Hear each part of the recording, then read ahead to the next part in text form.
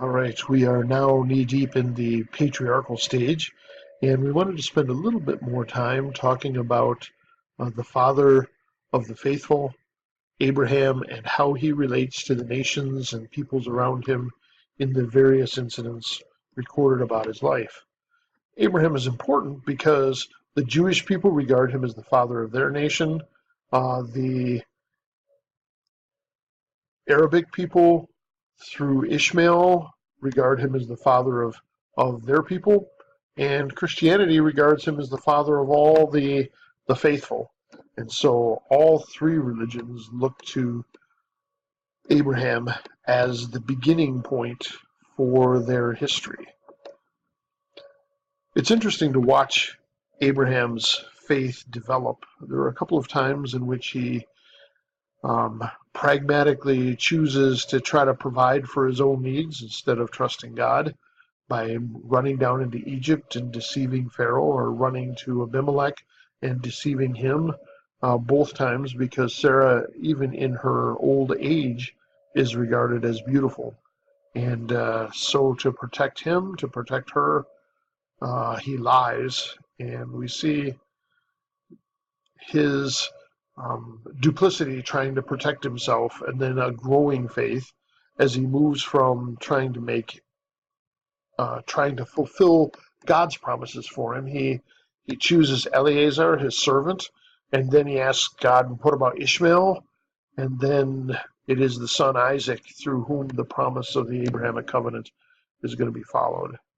We do see as Isaac grows up, the learning to trust God that has taken place in Abraham's life over the course of his life, when God calls him to do the unthinkable in sacrificing Isaac. We are told in the book of Hebrews that Abraham is willing to obey, and when he's trying to figure out why God would call him to do such a thing, and why he would call him to do that after saying, "This is the son of promise," he reasons those two promises can only be reconciled if God plans to raise the dead. He learns to trust God, and it's a difficult thing over the course of his life. But what I really like about Scripture is it gives us the hero's warts and all, which means you and I can pursue uh, faith with that same diligence. And when we fail, we get up, we brush ourselves off, and we learn to trust God again. So Abraham becomes a model for us of what it means to follow God. Abraham has an interesting relationship with his nephew Lot. As it's described in the book of Genesis, Lot is coming with him from Haran. Lot's father is dead, and so Abraham takes him under his wing, and they come down out of Haran into Canaan. And God prospers both of them. So Lot has huge flocks, and Abraham has huge flocks, and so much so that they begin to fight over wells and water and grass. And so Abraham suggests that they part ways in order to keep the peace. They put some separation between them. Lot is described as somebody who walks by sight, not by faith, which means this whole pericope about Abram and Lot is really about learning to walk by faith rather than by sight. But Lot looks up, sees the value in Sodom, and heads there. He will soon lose his freedom when Sodom and Gomorrah rebel against the authority of their overlord, Chedorlaomer, and as a result, he comes down, cleans house, and takes the kings of Sodom and Gomorrah, the family of Lot, and takes them all captive and moves them north. Abraham hears about it with 250 trained men and the support of his friends in Canaan.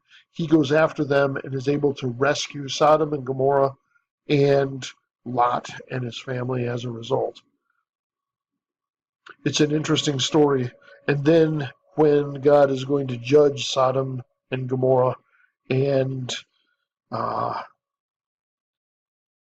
Abraham is the one who in faith begins to pray that perhaps Lot will have had an effect in Sodom and Gomorrah. Perhaps God would reverse what he has said he's going to do.